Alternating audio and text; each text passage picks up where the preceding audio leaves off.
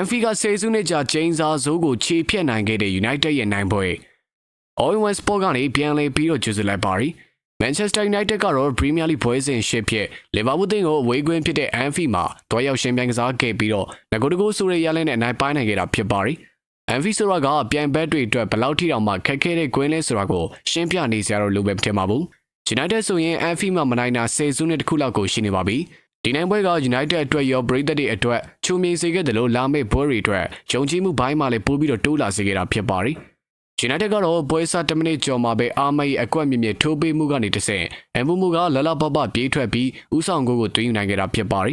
ကက်ပိုကတော့ Liverpool တင်းအတွက်88မိနစ်မှာခြေပါကိုပြန်လဲသွင်းယူပြီးအေရှင်နေအတွက်စိတ်သက်ပိုင်းမှာတက်ကြွလာစေခဲ့တာဖြစ်ပါရီ